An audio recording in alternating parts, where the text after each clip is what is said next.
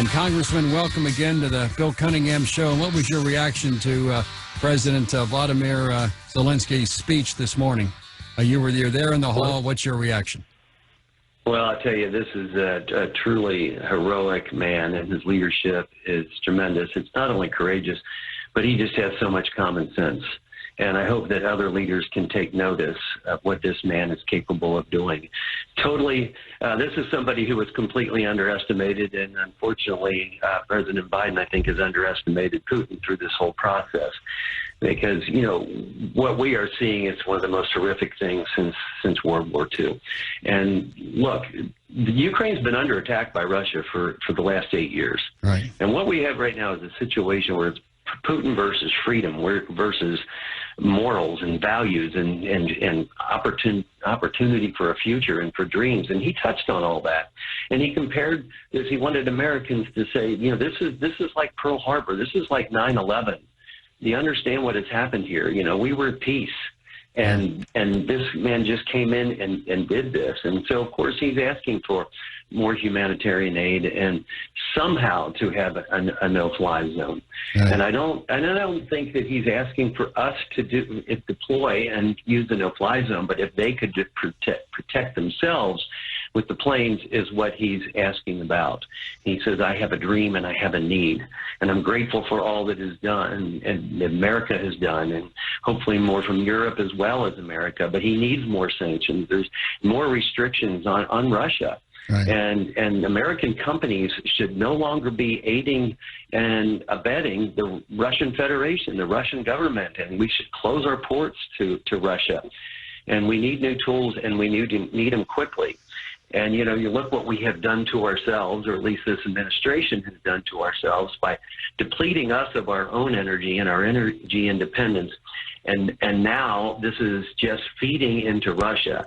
And what Biden is proposing is, okay, we'll put a ban on Russian oil, but we're going to go to our other adversaries who are more than happy to and willing to help Russia. So right. We're still in the same boat. And, you know, we have to do everything that we can. And he really hit on institutions that were supposedly set up to stop war. And I believe he was referring to the United Nations. Right. And, you know, and for that matter, I think a lot of these world organizations aren't functional because they're in many ways useless, like the WHO and the WTO, because you have members that don't have the same basic morals, values, and virtues that we want out of these entities for the world to function together. So the video was very moving, as you can tell. And I was in Ukraine in December. Right. You know, Christmas lights up. They're going about their business. They know this monkey is on their back. And it was there. And they showed, you know, what a peaceful place this was, and people enjoying life and living freely, and now the destruction that is taking place. And so he's asking the leader of the free world to be a leader, and a leader for peace. And, you know, he said something to the effect that, you know, typically you die when your time comes, not because of your neighbor. And that's what they're living with right now. And so he's asking us to use our powers as much as we possibly can to do that. And this is bigger than just Ukraine. There's an axis of evil out there right now. I don't know how else you want to describe it, but, you know, it predominantly has Russia and China involved. They're in sync with it. We have a president who went to China to ask them for their help. Are you kidding me? Do you not know what China's goals are by now? Destruction of our country. Exactly. And so this makes no sense to me. I think I get pretty much the same intelligence the president gets, and I'm very disturbed by what we are seeing. And so we on the Intelligence Committee and across Congress have really been asking and begging the Biden administration to equip Ukraine with more lethal aid, more defensive posturing, which is what I consider planes to be. And if it's the MiGs coming from Poland, that makes the most sense to me. The Biden administration had been in favor of that, and then they changed their mind. So, you know, our intelligence community had this right. We should have provided all of this months before, because the intelligence community said, this is what they're doing, this is what they're going to do. And they've been 100% correct. And, you know, you're on the intelligence committee, and many times intelligence is terribly wrong, like in Iraq. Other times it's terribly right, like in the Ukraine. I'm watching last night. PBS has this long 2-hour series on Vladimir Putin, where he came from and why he came from. And his theory was incrementalism, which is, well, Chechnya was probably a put-up deal when those apartment buildings were blown up. And so when he was a fledgling politician, he went after Chechnya, and he went after Grozny and leveled the place. And then there wasn't much media coverage of that because that was perceived as a Russian problem. And then, of course, Syria started about 8-9 years ago, in which Bashar al-Assad, the leader of Syria, asked for Russians to come in, and they obliterated Aleppo, and there wasn't much coverage of that. And PBS pointed out that in Syria, the Russian forces under Putin killed at least 500,000 Syrians, including at least 50,000 children, were obliterated and murdered by Vladimir Putin, and there wasn't much media reaction at all. And then he has the little green men walking into to Crimea and to Donbass, the east part of Ukraine, and there wasn't much reaction at all of that. So he went step by step by step. And then he organizes the forces around the Ukraine in March of last year, about 6 weeks after Biden took office, and he did it slowly over time like a frog in water, just turn up the heat, and the frog didn't move, and all of a sudden there's 150, 200,000. Then he pulls the trigger after Afghanistan, which was a total unmitigated disaster. So step by step by step by step, now we're on the verge of World War III. Here's my question for you. I'm listening to the military leaders on Fox and CNN and NBC, and they're telling me that you may know or not know, maybe you can't say, is the Russian army near collapse? Is the Russian army ready to be pushed over the edge? And this defensive equipment is going to make the Russian army collapse or go home or surrender? Is any of that possible? Well, part of the warfare is to break their spirit, and their spirit hasn't been high since the beginning. I'm talking about the Russians. The spirit of the Ukrainians is extremely high. That's a big part of war. I've been to war. I understand. When morale is down, it doesn't bode well for you. That's what we are hoping for, is that they start to falter. They've had a few generals killed. That's always significant when they see that and their troops see that. And you mentioned the debacle in Afghanistan. That has empowered Putin. But it didn't necessarily make the Russian soldiers feel any better right now because of the way the Ukrainians are fighting. It's what they are doing. But it's our weakness that I think has inspired this action. And look, you saw it under the Obama administration when they just waltzed into Crimea and nothing was done. You know, and what Obama did at that time is send the Ukrainians blankets and MREs. Trump sent them javelins. I mean, this is the difference. They saw the weakness. This is a man who pounces on weakness. He sees it there and understands it. And look, you can talk tough all you want, but actions speak louder than words, and their actions have to have results or else they're meaningless. You got Jake Sullivan right now. He goes to Rome, and he warned of potential implications and consequences for China should they support Russia. Well, I don't think China fears that. No. I really don't. And Putin, for example, is extremely prepared for what he was going into personally. Anyway, as far as having his own, he has energy he needs, he has money he needs, and, you know, he's got control of the troops. Well, you know, the best we can hope for is to really see the troops broken and for the country themselves to turn on him. But he's got the propaganda machine going on in Russia. They don't really know what's going on. But the troops that are on the ground in Ukraine, they wonder why they're there. They don't really understand it, but they do follow the orders. And I don't know who they think they're liberating. We can do more. We have to do more.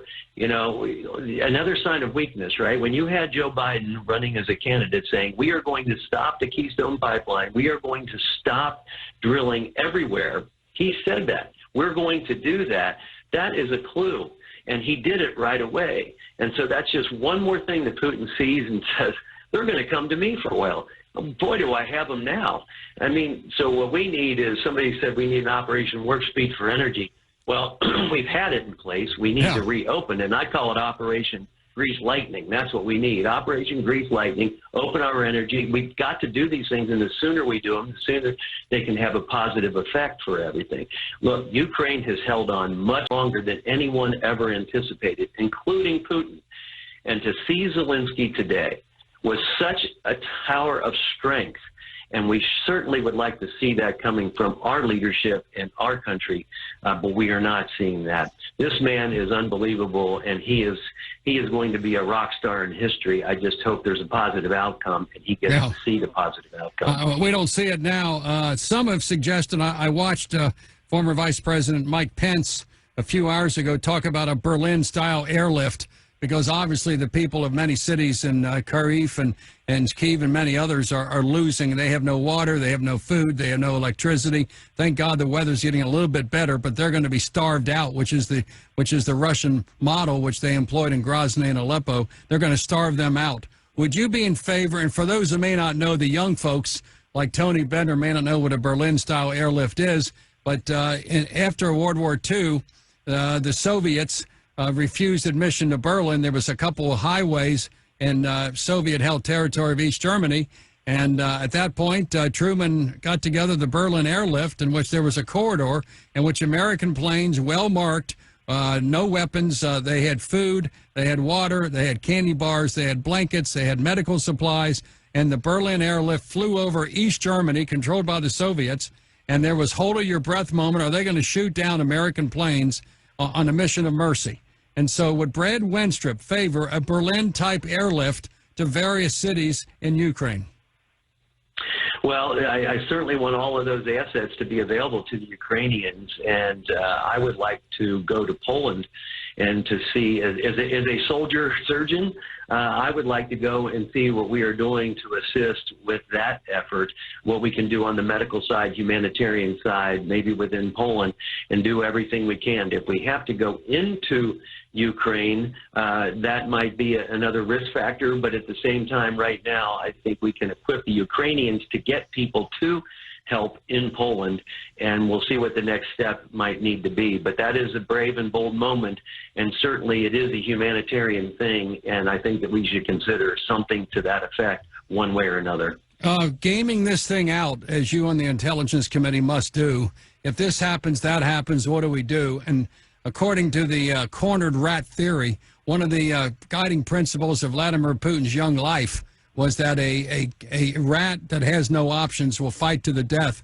There is a concern by some ex-military generals that when he's put in a corner, when the Russian army is bogged down, which they largely are now, they're being pummeled now by drones, they're being pummeled by anti-tank, anti-air missiles, all hell's breaking loose. Next week in Brussels, Joe Biden hopefully will show up and do a great job there, that he will use at that point chemical or tactical nuclear weapons to change the issues completely. Do you fear in Europe the use of tactical nuclear weapons if Vladimir Putin is completely cornered and he thinks he's going down the tubes? Well, keep in mind what Donald Trump did and in Syria. You know, when they crossed the red line, when they went too far, he hit them with Tomahawk missiles. He carried through what he said he was going to do. Unfortunately, under the Obama-Biden administration, when they drew red lines, it didn't mean anything. So I think that we should be putting out there some red lines and make it clear that these things are unacceptable and they're not acceptable to humankind. And if you do these things, then we are going to take some type of action that will be destructive to you and to your troops. You know, I would just hope for the day that the man decides that the best thing for him might be a cyanide pill. I don't know. But I don't know that he has the following behind him if he was removed from power in some way. And maybe it'll happen from within Russia, but they don't seem to know what's really going on, and I'm sure that they live in fear, and you saw what happened to protesters. So there's a lot of things to consider there, and we should be drawing some red lines. Actually, we and all of Europe, but we should be leading on that and say, you have violated all the international rules of engagement, and you have certainly, I think, committed criminal offenses, and I think everyone would agree with that, especially when you see how these children are being killed for no reason. For no reason. There's nothing offensive coming out of those hospitals, and he's just taking them out and killing people. This is a sick man.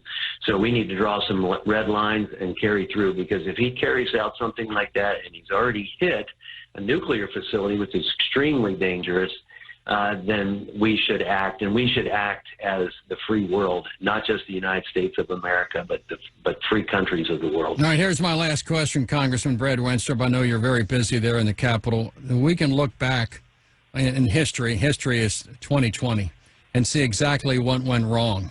From the vantage point of 1942, 43, we can look back to 1931 when the Japanese army invaded Manchuria. We can look back in the Sudetenland and Adolf Hitler. We look back on the beer hall push. We can look back and say he did this and nothing happened. He did this and nothing happened. Then he did this and nothing happened. Then he did this. Even when the Nazis invaded Poland in 1939, September 1st, there was still a belief in America, don't go to war. We can look back and say every step along the way, he took one step, then he went another step, then he went another step, and all of a sudden we found ourselves in a war.